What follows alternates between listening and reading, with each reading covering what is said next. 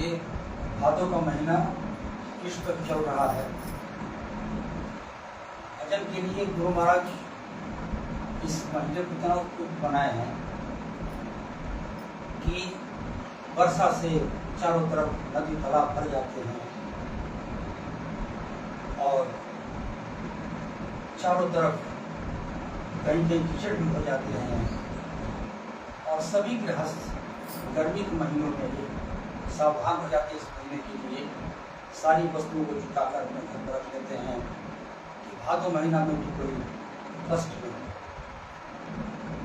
और इतनी तैयारी के बाद यह महीना जो होता है पूजा के लिए बड़ा अनुकूल होता है, काम कम रहता है, बाहर जाने की जरूरत नहीं पड़ती है। इसको कहा जाता है हर भादों की रह तो पिया बोले क्यों। वर्षा हो रही है, कुटिया में पानी टपक रहा है, एक किनारे पपिया अपने को छिपाकर अपने को सुरक्षित रखकर बस क्यों क्यों बोलते रहता है, परमात्मा का नाम लेते रहता है। उसी महीने में हम लोग यहाँ उपस्थित हैं। हम लोग का बड़ा धन्य भाग है कि आप आगरा से चलकर हमारे सासाराम टिहरी इलाके को धन्य करने के लिए और सत्संग के आनंद से ओतप्रोत करने के लिए आप आए हैं। इसके लिए हम सभी आपका हार्दिक स्वागत करते हैं और हम सभी अपने भाई बहन को कहेंगे कि आप लोग खूब समय का ख्याल करते हुए जितना मौका निकाल सकें इस आनंद में सराबोर होइए और कुछ बातों को भी याद करना जरूरी है कि हम परमात्मा को तो याद करते हैं, हमारी निगाह हमारी दृष्टि और विस्तृत हो।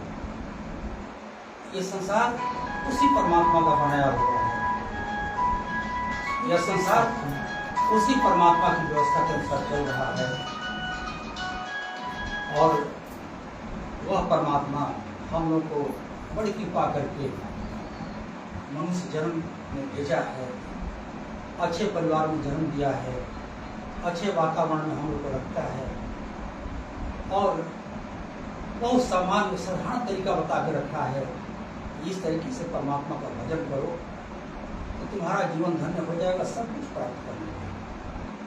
हम सभी जानते हैं कि मनुष्य जन्म सिर्फ इसीलिए मिलता है कि हम परमात्मा को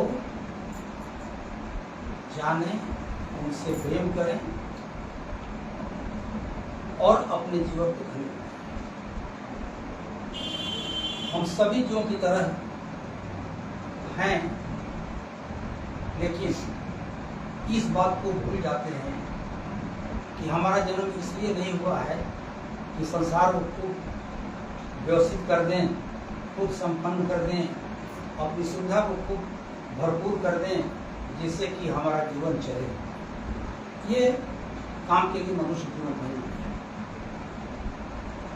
और यह भी बात है कि हम चूंकि नाना जोनियों से गुजर के आए हैं, नाना जन्म पाए हैं, उन जन्मों का असर हमारे पर पड़ता है।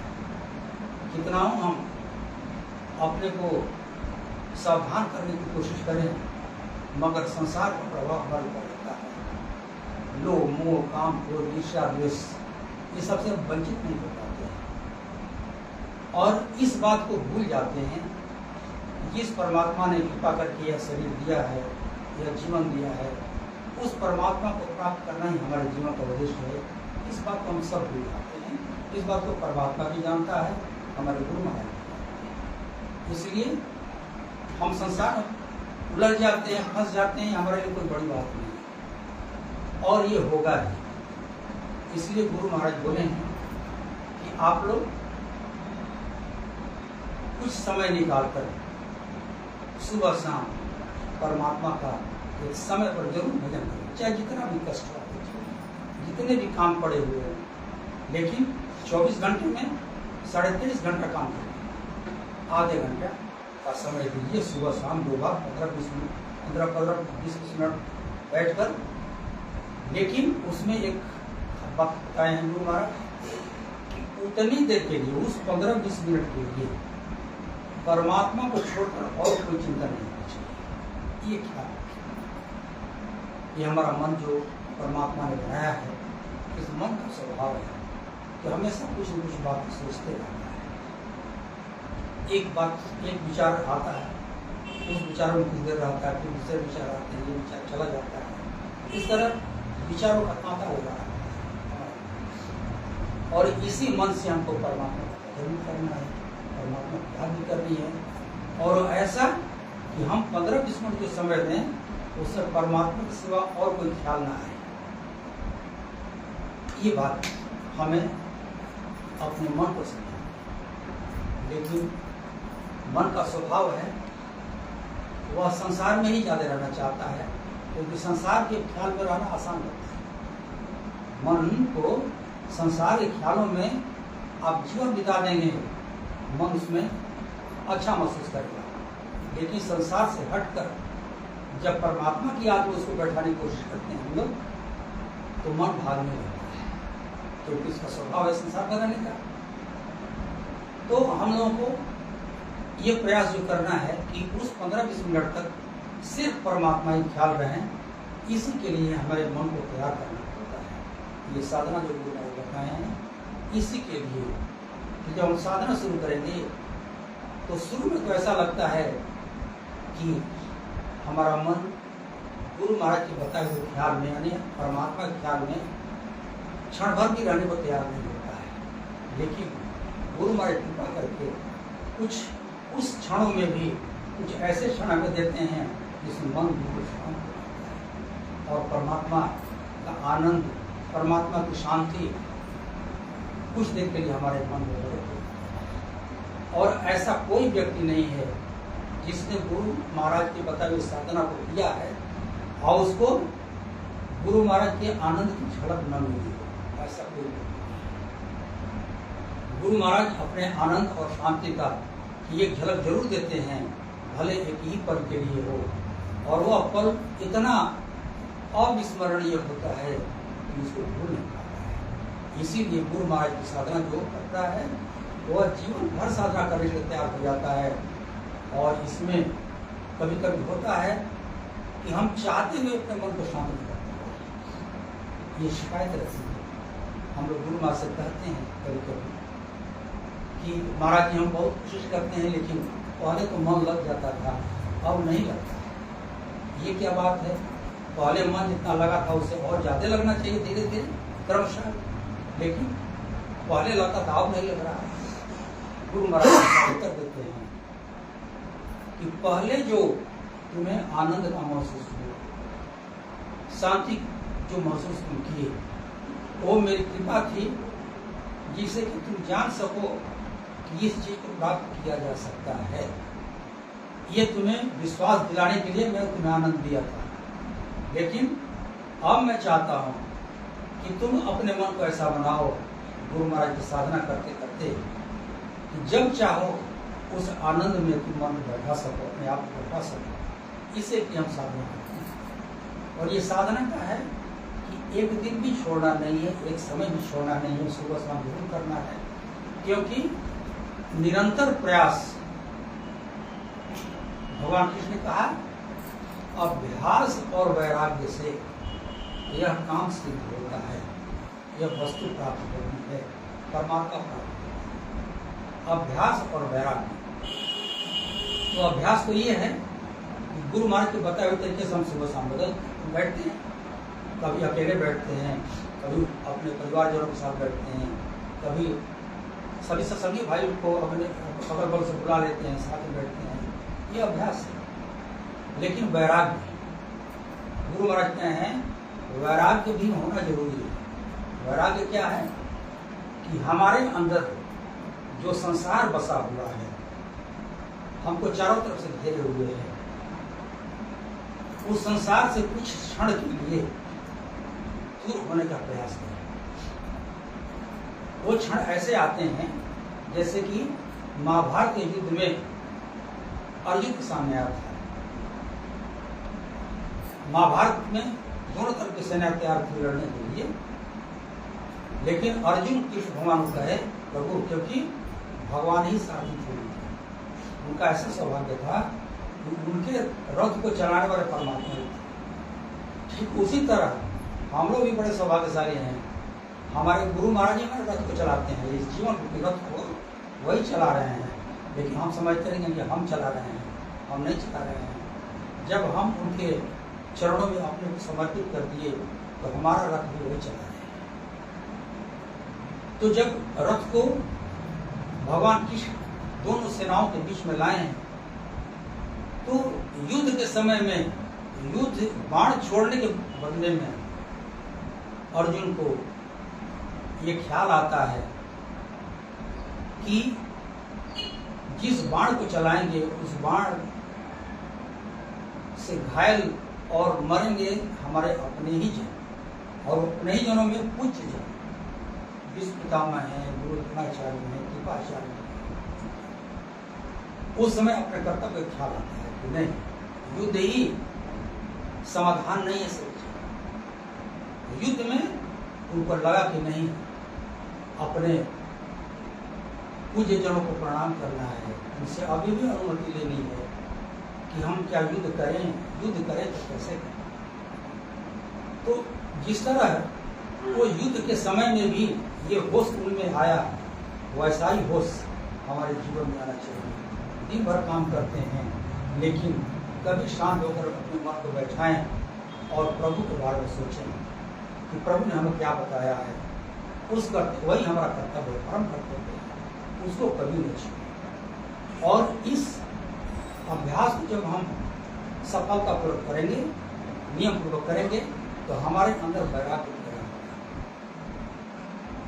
जैसे जैसे हम गुरु के चरणों में हमारा प्रेम बढ़ते जाएगा, संसार से वैराग्य होगा। वैराग्य क्या होगा कि संसार के सुखों से हमारा मन धीरे धीरे भरने लगेगा। अरे यार, ये तो हम वर्षों से ये सुख भोग रहे हैं, इस सुख भोगने से क्या फायदा। 10 दिन पहले जो सुख भोगे थे, जो स्वादिष्ट खाना खाए थे, आज उसकी याद नहीं। जब तक जीभ पर थी वो वस्तु, हुआ भोजन, जब तक जीवा पर था तब तक स्वाद था। जीवा से नीचे उतर गया फिर तो याद ही नहीं। इसी तरह हम संसार का कोई प्रिय सुख ले लें, प्रिय से प्रिय सुख ले लें, वह सुख क्षण भर के लिए महसूस होता है, फिर तो भूल जाता है। और जैसा कि संसार का नियम है कि सुख के बाद दुख आएगा ही और दुख के बाद सुख आएगा ही। हम सभी यह कल्पना करते हैं, ये सोचते हैं कि प्रभु ऐसी कृपा करो कि हमें कोई कष्ट हो ही नहीं, कोई दुख हो ही नहीं, हम कहीं हारे ही नहीं, हमेशा जीतते रहे। हम सभी चाहते हैं, लेकिन ये हम परमात्मा के विधान से उल्टा सोचते हैं। ये हमारी सोच उल्टी है। ऐसा हो ही नहीं सकता कि हम हमेशा सुखी रह सकें। हाँ, अगर सुखी रह सके, ये पूरा करना चाहते हैं, तो एक ही उपाय है कि आप गुरु महाराज के शरण में चलें। और गुरु महाराज के शरण में जाना कहना तो बड़ा आसान है, बड़ा कठिन है।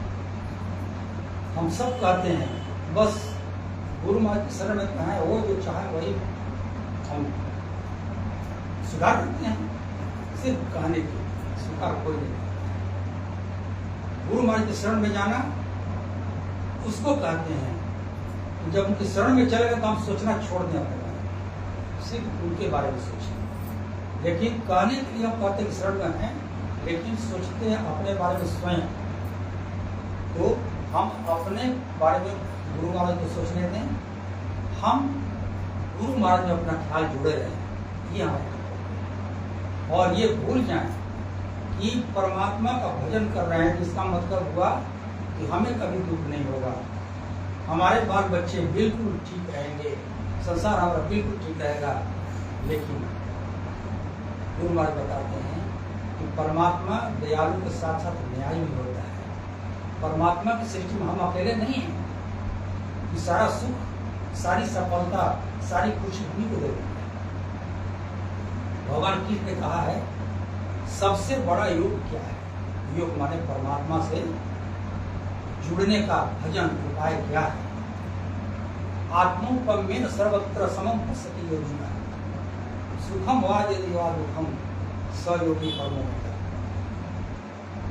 कि हमारे मन में ऐसा भाव हो कि सब हमारे तरह के तो हैं, सब हमारे तरह के तो लोग हैं, हमारे सब अपने ही तो हैं, ये भाव आना।